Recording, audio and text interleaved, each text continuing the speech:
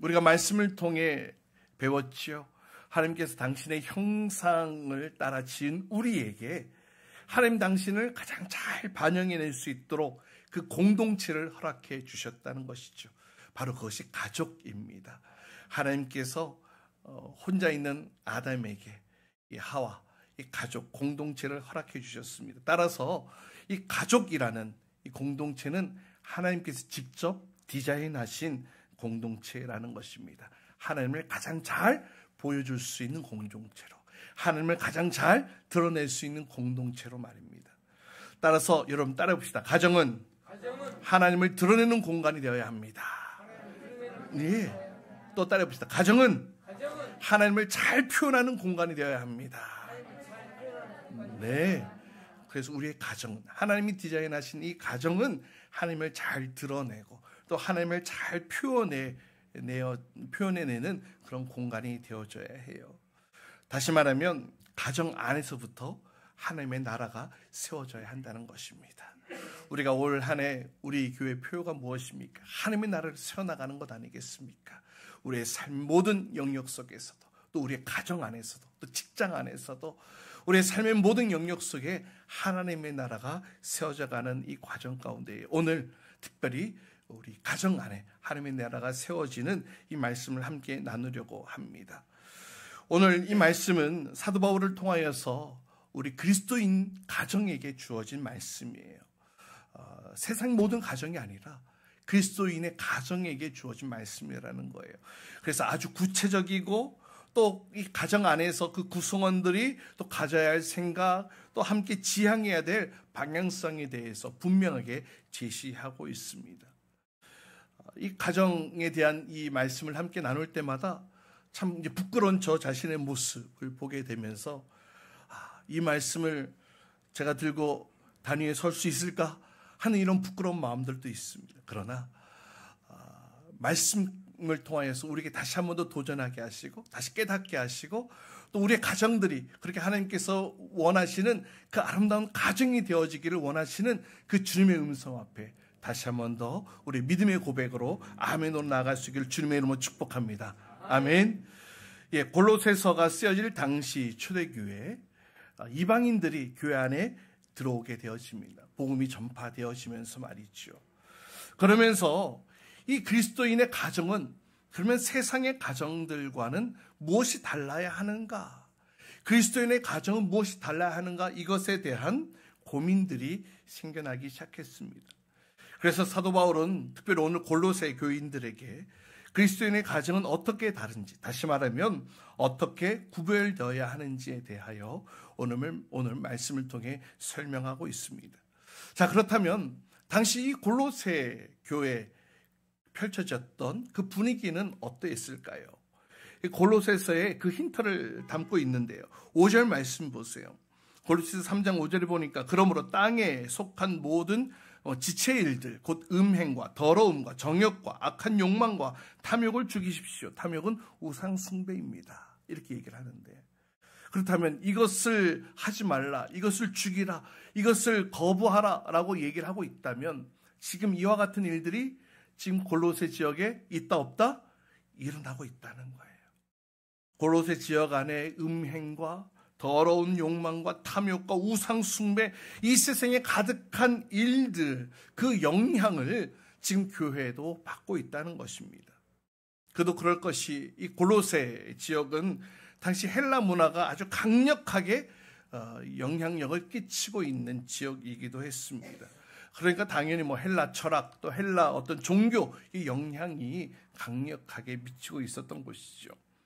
그래서 이 골로새서에 보면 교회 안에 이 교묘한 말들, 헛된 속임수, 또 거짓 교사들, 음란한 문화, 온갖 우상의 문제들로 강력하게 도전받고 있는 이 골로새 교회의 모습을 보게 됩니다. 당시 이 헬라 철학의 대표적인 두 사상이죠. 이 쾌락을 추구하는 에피쿠로스 학파에 의해서 이 쾌락 만능주의가 사회 안에 만연해 있었고 그것이 교회 안에 또 스며들어오고 있었습니다. 또 지식을 추구하는 학파를 통하여 지식 만능주의의 영향력들이 교회 안에 미치게 됩니다.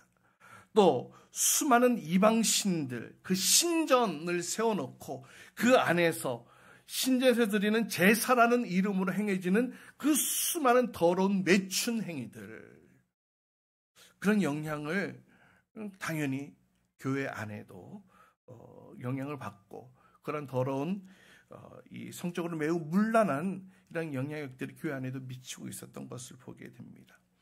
또 당시 문화의 특성 가운데 하나는 남성 중심의 문화였습니다. 그래서 이 남성에게, 특별히 이 아버지에게 아주 막강한 권한이 있었어요. 힘이 있으면 여성 노예를 개인적으로 그렇게 부리기도 했고요. 또 자신의 기대치에 미치지 못하는 아들, 자녀가 있으면 그냥 버리기도 하고, 대신에 똑똑한 사람을 양자로 삼는 이런 문화들이 당시에 만연해 있었다는 거예요. 비록 노예일지라도 말이죠. 그러니 이렇게 문란함과 이 가정에 대한 소중함이 사라진 이 문화 속에 가정이 온전했겠냐라는 거예요. 이런 문화 속에서 가정이 온전히 지켜질 수 있었겠냐라는 거예요. 이러한 영향으로 당시 깨어진 가정들이 많이 있었다고 합니다. 오늘날 우리 대한민국의 상황도 별반 다를 바가 없는 것 같아요. 물질과 또 쾌락 만능주의, 그러면서 가정의 가치가 점점 사라져가고 있는 것을 보게 됩니다. 성격과 또 개인 생활의 이 방식, 어떤 이런 것들의 차이를 극복하지 못하고 이런 개인의 어떤 자율성만 강조되어진 이런 가치관의 변화들이 일어나고 있어요. 그래서 점점 깨어지는 가정들이 많다고 합니다. 이 통계청 자료를 보니까 작년 우리나라의 현황을 보니까 1000명당 2.1명의 이혼율을 보이고 있더라고요. 물론 아직까지 우리나라가 이 가정제도에 대해서, 결혼제도에 대해서 중요하게, 소중하게 여기고 있는 그런 사회적 분위기가 있기는 하지만 점점 이 가정이 깨어지고 또 아픔을 당하는 이런 일들이 점점 늘어나는 추세라고 합니다. 그러다 보니까 이 결혼율도 점점 떨어지고 출산율도 떨어지는 것이 아닐까, 이런 생각을 해보게 됩니다. 어쨌든 여러 원인과 이유를 사회적으로 분석합니다. 그래서 사회적으로 다양한 대책들을 내놓고 있지만 모두가 똑같이 동일하게 얘기하는 중요한 한 가지가 있습니다. 그 가장 중요한 것은 무엇이냐? 건강한 가정 문화를 만들어가는 것이 중요하다. 가정을 그냥 결혼하고 자녀 낳고 그렇게 끝나는 것이 아니라 건강한 가정 문화를 만들어가는 것이 가정을 지키는 데 있어서 너무나 중요한 요소다, 이렇게 얘기를 하고 있습니다. 오늘 본문으로 다시 돌아가 봅시다. 오늘 골로새서가 쓰여졌던 그 사회적 분위기 역시 이 가정을 소중하게 여기지 않는 그런 문화가 팽배한 그런 시대였습니다. 아니, 어쩌면 그것이 당연하고 그것이 익숙한 시대적 상황 가운데에 살아가고 있는지 모르겠습니다. 그러나 그러한 시대상 가운데에서 사도 바울은 골로새 성도들에게 이렇게 얘기를 하고 있어요. 그러나 세상은 이렇게 흘러가고 있지만, 그러나 그리스도인의 가정은 이와 같은 삶을 추구해야 됩니다. 올바른 가정의 가치를 지켜나가고 또 부모로서 또 자녀로서 어떠한 삶의 모습을 갖춰야 하는지에 대해서 사도 바울은 오늘 골로새 교회를 통해서 말씀하고 있고, 더불어서 이 말씀이 오늘날 우리에게도 동일하게 적용되어지는 줄 믿습니다. 우리의 가정들이, 바라기는 우리의 가정들이 하나님이 주인 되시고 하나님의 모습을 가장 잘 나타내고 반영해내는 그런 아름다운 하나님의 은혜로 충만케 되는 복된 가정들 될 수 있기를 주님의 이름으로 축복합니다. 자, 그렇다면 먼저 그리스도인의 가정 안에서 아내와 남편과 아내의 관계를 살펴보겠습니다. 우리 18절 말씀 함께 읽도록 합니다. 18절입니다. 시작. 아내되니 여러분, 남편에게 순종하십시오. 이것이 주님 안에서 합당한 일입니다. 네, 먼저 남편과 아내의 관계를 살펴보겠습니다. 우리가 읽었던 말씀에는 이렇게 얘기를 하죠. 아내들에게 뭐라고 얘기를 합니까? 남편에게 순종하라 말씀하고 있습니다. 남편에게 순종해라, 이런 말씀을 하면 굉장히 불편해하시는 분들도 있어요. 무슨 지금이 조선시대인 줄 아냐고, 성경이 시대상을 반영하지 못한다, 너무나 동떨어진 이야기를 한다, 지금 남녀 평등하고 여성 대통령이 나오고 여성 큰 기업의 CEO가 나오고 있는 판에 무슨 남편에게 순종하는 말이 맞는 말이냐 이렇게 얘기하시는 분들이 있어요. 그러나 아내들에게 남편에게 순종하고 복종할 것에 대해 말하고 있는 것은 여성이 남성보다 열등하기 때문에 그런 것이 아니라는 거예요. 다시요. 아내 보고 남성에게 복종하라는 것은 여성이 남성보다 열등하기 때문이 아니라는 거예요. 그러면 이 원리를 어디서 찾아야 되느냐? 성경에서 그 원리를 찾아야 되는데요. 창세기 2장에서 보면 이렇게 말씀하고 있어요. 남자가 혼자 있는 것이 좋지 않으니 그에게 알맞는 짝을 만들어 줘야 되겠다. 하나님께서 아담이 홀로 있는 것을 보시고 안타까워하시면서 그 아내 하와를 만들어 주시기로 계획하시는데요. 근데 어떤 역할로 만들어 주십니까? 그를 돕는 사람으로. 다시 말하면 여성을 헬퍼로 창조하셨다는 거예요. 그러니까 여성은 남성에게 주어진 이 사명을 잘 수행할 수 있도록 돕는 존재로서 지어졌다는 것입니다. 여러분, 그렇다고 해서 돕는 자가 열등해서 돕는 것이 아니잖아요. 돕기 위해서는 더 뛰어난 지혜, 더 뛰어난 능력이 있어야 하는 것입니다. 그렇기 때문에 여성, 즉 아내는 남편보다 열등한 존재가 아니고 이 아내는 동등한 위치에서 하나님이 주신 이 사명을 이루어갈 수 있도록 돕는 존재로서 하나님께서 여성에게 그런 사명을 주셨다는 것입니다. 또 이렇게 말씀하고 있는 이유가 무엇입니까? 바로 질서 때문에 그렇기도 합니다. 에베소서에서 이렇게 말씀하고 있어요. 에베소 5장 23절 말씀으로 같이 함께 읽습니다. 함께 읽어봅니다. 시작. 그리스도께서 교회의 머리가 되신과 같이 남편은 아내의 머리가 됩니다. 바로 그리스도께서는 몸의 구주이십니다. 네, 하나님께서는 남편을 가정의 머리로 세우셨어요. 이것은 그냥 하나님이 세우신 질서입니다. 근데 이 질서를 예수님께서 먼저 본을 보여주셨다는 사실을 아십니까? 빌립보서 2장 6절로 이하에 보면은 예수님께서는 본질적으로 하나님과 동등된 분이셨어요. 그런데 스스로를 낮추셔서 철저하게 하나님께 순종하십니다. 복종하십니다. 무엇 때문에요? 사명 때문에. 예수님께 어떤 사명이 있었습니까? 온 인류의 죄를 해결하고 자유케 하기 위해 죽기까지 순종하셨다고 성경 기록하고 있지요. 사명 때문에 주어진 그 사명을 완수하기 위해 예수님께서도 하나님의 말씀 앞에 복종하셨다고 기록하고 있어요. 그렇다고 해서 우리가 어느 누구가 예수님을 하나님보다 열등한 존재 이렇게 얘기할 수는 없는 거잖아요. 여러분, 이 빌립보서 또 그 이하 10절, 11절에 보면 예수님께 스스로 낮추셨기 때문에 그리하여 뭐라고 말씀하고 있냐면 하늘과 땅 위와 땅 아래에 있는 모든 것들이 예수의 이름 앞에 무릎을 꿇고 모두가 예수 그리스도를 주님이시라고 고백하게 하며 하나님 아버지께 영광을 돌리게 하셨다. 무슨 말입니까? 스스로 낮추심으로 인하여 오히려 하나님께서는 예수 그리스도를 높여주셨다라고 성경 기록하고 있습니다. 이와 같이 남편과 아내 서로 동등한 위치입니다. 그러나 사명을 위해 하나님께서 세우신 질서 가운데에 가정의 머리로 세우신 남편에게 순종할 것에 대해서 명령하고 계시는 거예요. 때로는 남편이 부족해 보이고 가장으로서 제 역할을 하지 못한다고 느껴질 때가 있을지 모르겠어요. 제 얘기를 하는 것 같은데요. 그러다 할지라도 아내는 가정의 머리로 세운 남편에게 순종할 것에 대해 성경은 말씀하고 있습니다. 결코 열등해서가 아니라고 말씀드렸어요. 동등하지만 지으심 받은 목적에 있어서 구분되어진다는 사실을 기억하시기 바랍니다. 예수님께서도 그러셨듯이 말이죠.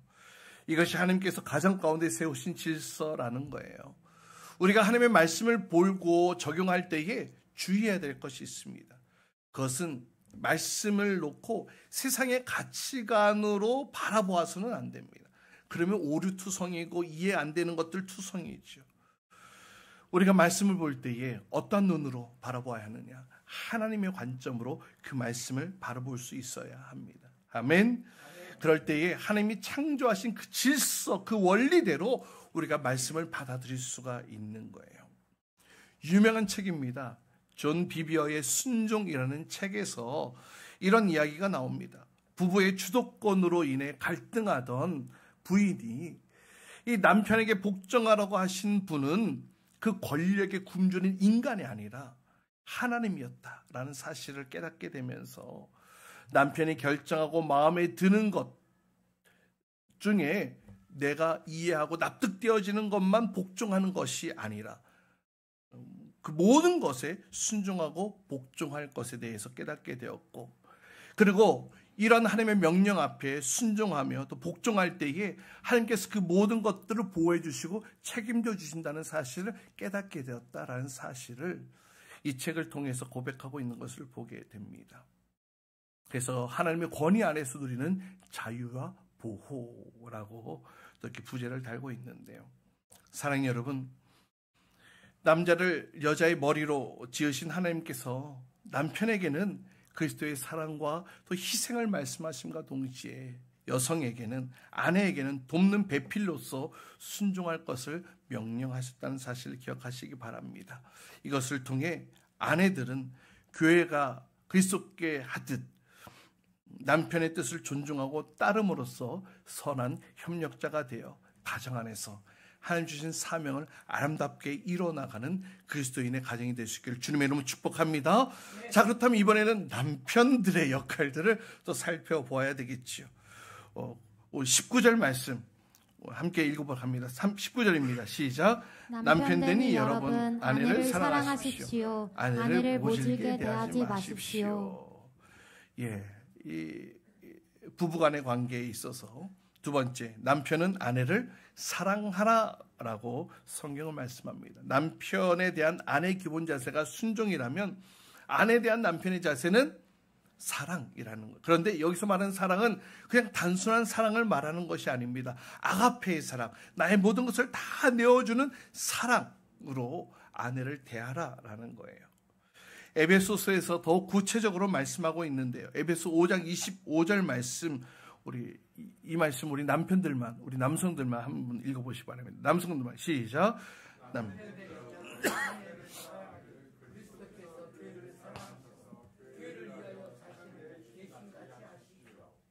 예, 아내 사랑이를 어떻게 사랑하라고요? 그리스도께서 교회를 사랑함으로 자신을 내어준 것 같이, 자신의 몸을 내어준 것 같이 사랑하라고. 따라서 자신을 내어주는 이 사랑, 남편을 향해 아내에게 순종하라고 요구하는 것보다 훨씬 더 큰 의무를 가지고 있는 명령이 바로 이 남편들에게 주어진 것입니다. 예수님께서 교회를 희생하신 것, 그 희생의 사랑으로 아내를 사랑하라는 거예요. 나의 모든 것을 내어주는 사랑으로 아내를 사랑하는 것입니다. 예수님께서 이 땅 가운데에 온 인류를 사랑하심으로 그 하늘 보좌를 버리시고 우리 가운데 오셔서 함께 해주셨어요. 그리고 우리와 함께 하시면서 인류가 겪는 고통과 아픔을 보시고 불쌍히 여기셨죠. 그리고 인류가 겪고 해결할 수 없는 그 죄의 문제를 해결해 주셨습니다. 이와 같이 예수님께서 교회를 사랑하신 이 모습을 통하여서 남편들이 아내를 어떻게 사랑해야 될지에 대해서 우리가 힌트를 찾아낼 수가 있는데요. 여러분 따라 봅시다. 사랑이란 함께하는 것입니다. 예, 예수님께서도 우리를 사랑하시기에 우리와 함께함으로 이 땅 가운데 그 하늘 보좌 버리시고 인간의 몸을 입고 이 땅 가운데 오셨죠. 또 두 번째 따라 봅시다. 사랑이란 상대 입장을 이해하는 것입니다. 예, 예수님도 육신의 몸을 입으셨어요. 우리 인간의 상황과 형편과 처지와 여건을 이해하시기 위해. 그래서 남편이 아내를 사랑할 때에 상대방의 입장에서 이해하는 사랑으로 그 아내를 대해야 된다는 것입니다. 또 세 번째 따라해보시죠. 사랑이란 실제적인 문제를 해결해 주는 것이다. 예, 예수님도 인류의 죄 문제를 해결해 주셨죠. 자신의 모든 것을 내어주심으로 심지어 자신을 십자가에 죽이시기까지 하면서 말이죠. 남편에게 아내들에 대한 사랑이 바로 이와 같다는 것입니다. 기꺼이 자신을 희생하는 사랑으로 자신의 모든 것을 내어주는 사랑으로 아내를 대하라는 거예요. 여러분, 헌신 없는 사랑은 사랑이 아닙니다. 반짝거리는 것으로 사랑하는 것, 반짝거림으로 끝나게 되어져요. 진정한 사랑은 자신의 모든 것을 내어주는 것에서부터 시작되어진다는 사실을 기억하시기 바랍니다. 참 쉽지는 않죠. 저도 한 가정의 남편으로서 살아가면서 날마다 죄를 짓고 살아가는 것 같아요. 이렇게 사랑하라고 하는데 정말로 그렇게 사랑을 하고 있는지 다시 한번 더 돌이켜보게 되는데요. 또 이 남편이 아내를 사랑하기 위해서는 이 아내에 대한 이해가 필요한 것 같아요. 이 남성이 여자를 이해하는 데 있어서 얼마나 힘든지 몰라요. 정말로 어려워요. 어쩜 그렇게 다른지. 그래서 오죽하면 이런 책이 있잖아요. 화성에서 온 남자, 금성에서 온 여자. 서로 이해할 수가 있겠냐라고요. 이 책의 내용들, 저도 학교 다닐 때 이 책을 여러 번 읽고 레포트 쓰고 그랬는데요. 그래도 불구하고 여전히 잘못하고 있는 저의 모습을 보면서 늘 부끄러운데, 어쨌든 남성과 여성이 그렇게 다르다는 거예요. 예를 들어서 남성은 시각과 후각이 발달되어 있고, 반면에 여성은 이 촉각과 또 이 청각에 발달되어져 있고, 남성은 단순해요. 그래서 온오프 스위치, 딱딱 하는 그 스위치, 단순한 스위치를 가지고 있는 것이 남성이라면, 여성은 여러 가지를 조작해서 세밀하게 다이얼로 맞춰야 되는 그런 복잡한 기계로 비유할 수 있다고 이야기를 하고 있습니다. 이 외에도 다양한 방면, 여러 방면에 있어서 남자와 여자가 참 다른 모습을 가지고 있다라는 내용들을 담고 있습니다. 오늘 예배 참석하신 우리 남성분들 가운데 내가 내 아내를 더 깊이 이해하고 그 이해함으로 사랑하기를 원한다 하시는 분들은 이 책 사서 읽어보시기 바랍니다. 이 책을 통해 도움을 받으시길 바라요. 어쨌든 그 다름을 이해함으로 마음에서 우러나오는 헌신의 사랑을 아내에게 하라는 거예요. 그래서 제가 이 헌신의 사랑, 이런 것들을 종합해 보면서 실질적으로 내가 지금 당장 할 수 있는 게 무엇인가 한번 생각해 봤어요.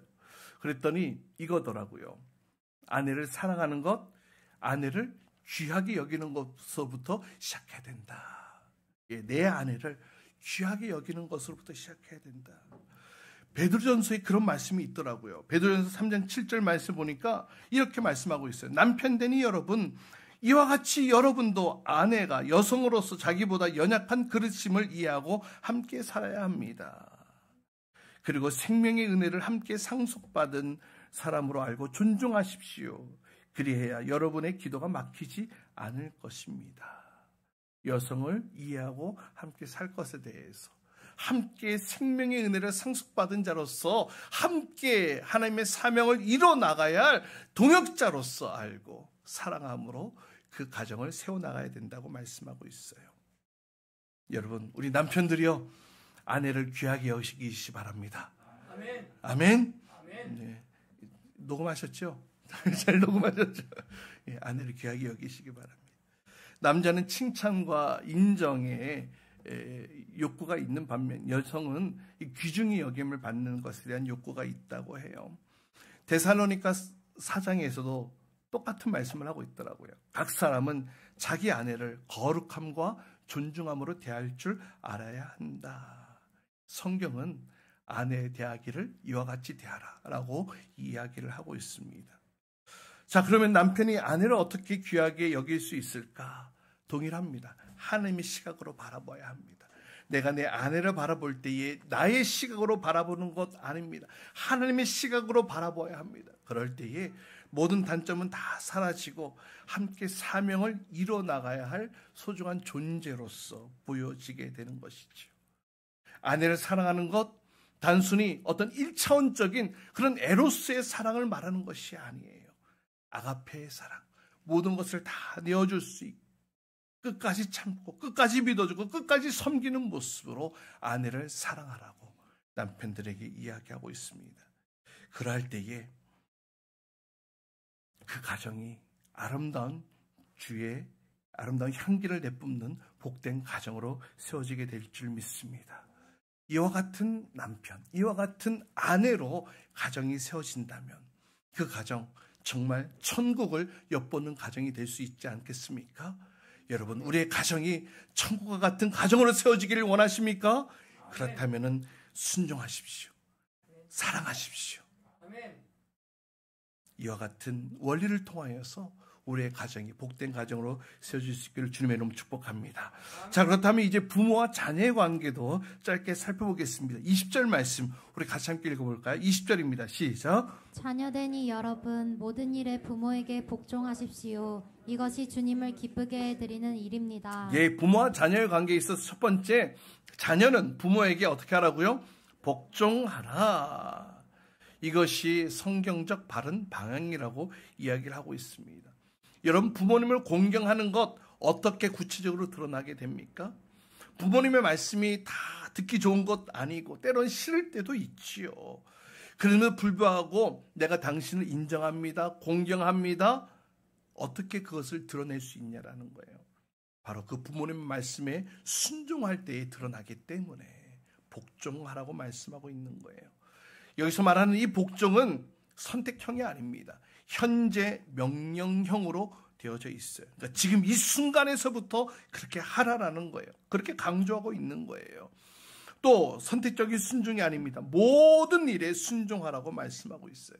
다시 말하면 부모님의 말씀 앞에 조건을 달지 말고 순종할 것에 대해서 말씀하고 있습니다. 왜 그렇게 해야 되는데요? 아마 이렇게 생각하시는 자녀들이 있을지 모르겠는데요. 그 이유가 무엇이냐? 두 가지가 있습니다. 첫 번째는 그것이 하나님의 뜻이기 때문에 그렇습니다. 다시 말하면 우리의 인생을 흔히 선택의 연속이라고 얘기를 합니다. 우리가 이 땅에 태어나면서부터 끊임없이 나의 선택에 따라서 우리의 삶이 이어져 가게 되어지죠. 그러나 그렇지 않는 예외의 상황이 있습니다. 예를 들어서 내가 태어나게 되어지는 것, 어떤 성별을 갖게 되는지, 어떤 부모의 밑에서 또 어떤 외모를 가지게 되는지, 이것은 나의 선택으로 이루어지는 것이 아닙니다. 그래서 우리 선조들은 이런 것들, 이런 어떤 운명적인 이런 관계들을 천륜이라고 이야기를 했죠. 하늘이 정해준 것이다. 인간의 힘으로는 끊을 수 없는 것이라고 그렇게 생각을 했습니다. 그래서 천륜을 거스를 수 없다. 이렇게 얘기를 했죠. 그렇게 내가 조건을 붙일 수가 없는 요소들이 있는 것입니다. 특히 여러분, 자녀가 부모를 닮는다는 것, 여기에는 아주 깊은 뜻이 담겨 있어요. 우리가 누구의 형상을 따라 지음받았습니까? 하나님의 형상을 따라 지음받았어요. 그래서 우리가 하나님의 형상을 따라 지음받았기에 우리가 하나님께 절대 순종해야 하듯이 자녀들은 부모의 모습을 담고 태어났기에 부모에게 역시 동일하게 조건 없는 순종으로 나아가야 된다라는 아주 깊은 뜻이 그 안에 담겨져 있습니다. 여러분, 모세를 통하여서 이스라엘 백성들에게 하나님의 백성으로 이렇게 살아야 합니다. 반드시 이렇게 지켜야 합니다. 라면서 10계명을 주셨죠. 10가지 계명입니다. 근데 이 10가지 계명, 10계명을 두 개로 쪼갤 수가 있어요. 두 부분으로. 1계명부터 4계명까지는 하나님을 향하여 지켜야 할 계명에 대해 이야기를 하고 있고요. 5계명부터 10계명까지는, 10번째 계명까지는 사람을 향하여 지켜야 될 계명, 이렇게 두 부분으로 나눌 수가 있는데, 근데 여러분 10계명에 부모를 공경할 것에 대해서 말씀하고 있다는 거예요. 몇 번째 계명으로? 5번째 계명으로. 다시 말하면 사람을 향해 지켜야 될 계명 중에 가장 첫 번째로 뭐라고요? 부모를 공경하라. 출애굽기 20장 12절 말씀 보세요. 너희 부모를 공경하라. 그래야 너희는 주 너희 하나님이 너희에게 준 땅에서 오래도록 살 것이다. 이렇게 말씀하고요. 어떤 조건도 붙이지 않았어요. 부모를 공경하는 것은 어떤 한계가 주어지지 않았습니다. 부모님의 어떤 모습에도 불구하고 부모를 공경할 것에 대해서 말씀하고 있죠. 또 두 번째 이유는 이것입니다. 자녀를 향한 부모의 사랑이 조건이 없기 때문에. 무슨 말이냐? 이 땅에 존재하는 우리 부모님들, 자녀에 대한 사랑, 그 사랑을 베푸는 것에 조건을 다는 부모가 있습니까? 올바른 부모라면 자녀에 대해 사랑을 나누는 것, 베푸는 것, 거기에 조건이 없습니다. 그렇기 때문에 우리 부모님, 우리 어머님 어떻습니까? 맛있는 음식이 있으면 자녀 생각에 그 목구멍에 넘어가질 않아요. 당신들은 굶으셔도 자녀의 입에 음식이 들어가면 그것으로 인해 배불러 하시지 않습니까? 또 혹여라도 자녀가 아프면 당신이 아프시는 것처럼 그렇게 괴로워하시고, 또 자녀가 성공하면 마치 당신이 성공한 것처럼 그렇게 기뻐하고 즐거워하십니다. 심지어는 세상에 손가락질 당하는 범죄자라 할지라도, 심지어는 세상으로부터 버림받아 처벌받은 싸늘한 시신이 되었다 할지라도 그 시신을 끌어안고 처절하게 가슴 아파 우는 분이 바로 부모님 아니겠습니까? 그러므로 사랑하는 여러분, 여러분은 하나님이 정해주신 그 부모님을 모실 때에 최선을 다해 섬기며 조건을 달지 말고 순종하시기 바랍니다. 다만 하나님의 뜻에 어긋난 일이 아니라면 당장은 이해가 안 되더라도, 여러분 창세기에 아주 좋은 예가 있습니다. 이삭이 아버지 아브라함에게 순종했죠. 어떻게 순종했습니까? 그 제단의 제물 대신에 이삭아 올라가라고 했을 때에 이삭은 순종함으로 그 죽음의 자리까지도 올라갔습니다. 그러나 그 뒤에 하나님의 놀라운 계획하심이 있는 것을 보게 되어지죠. 여러분, 부모님께 순종하십시오.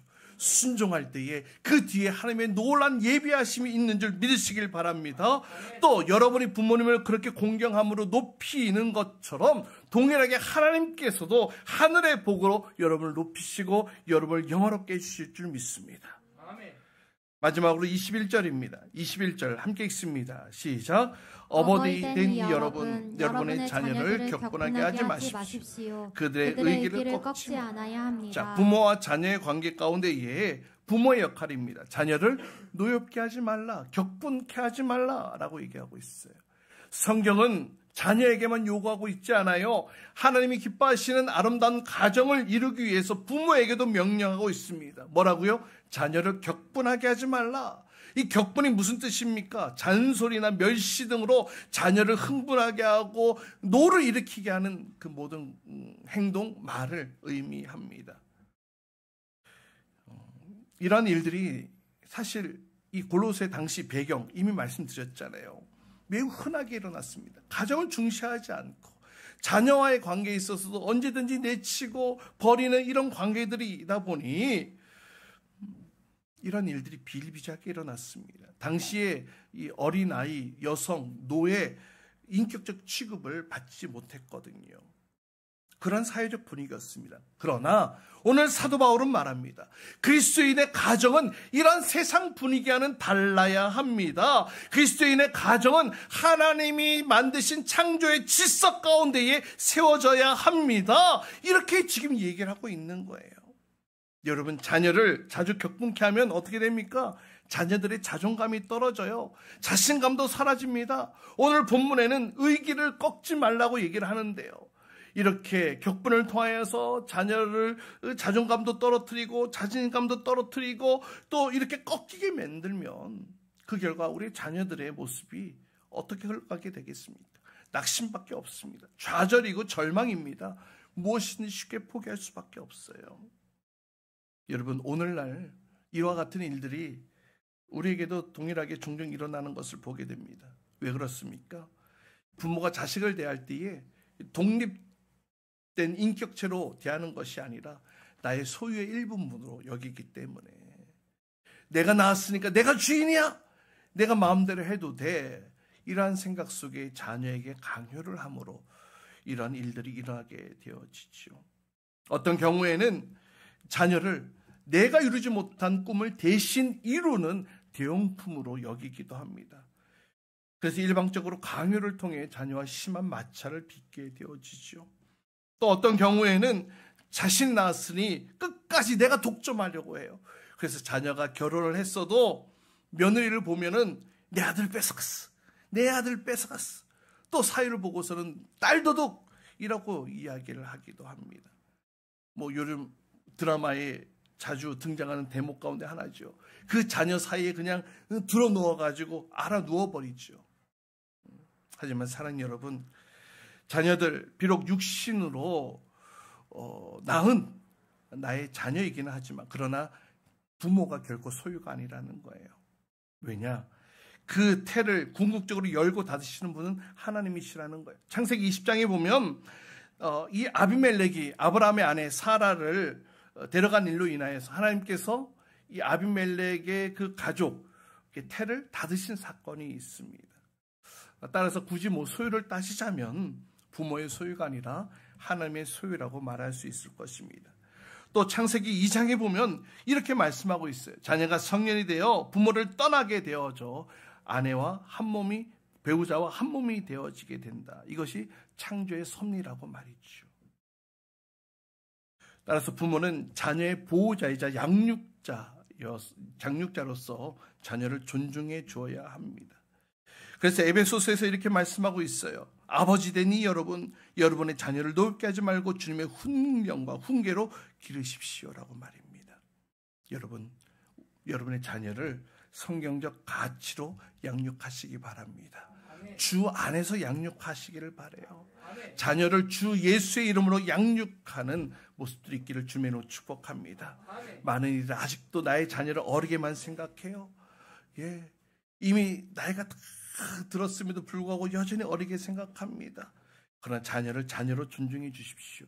스스로 결정할 수 있도록, 스스로 해결해 나아갈 수 있도록, 스스로 길을 찾아갈 수 있도록 도움을 주시기 바랍니다. 모든 것을 다 부모님 마음대로 조정하지 마세요. 그리고 또 한 가지 중요한 것이 있습니다. 따라해 봅시다. 자녀의 길을 하나님께 맡기십시오. 여러분이 24시간 다 지켜보고 있을 수 있는 것 아니고요. 자녀의 생활의 모든 것들을 다 결정하고 관여할 수 있는 것 아니지 않습니까? 자녀의 길을 하나님께 맡기시기 바랍니다. 하나님께 맡기세요. 물론 연약하기에 실수할 때도 있고 실패할 때도 있을 거예요. 근데 여러분 생각해 보세요. 우리 주님도 나를 믿어주시고 나를 기다려주셨잖아요. 지금까지.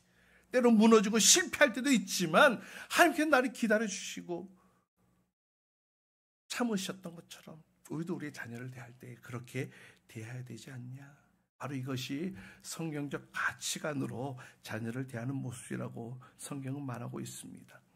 여러분, 그리스도인은 세상과는 다른 성경적 가치관으로 가정을 세워나가는 가정 건축가입니다.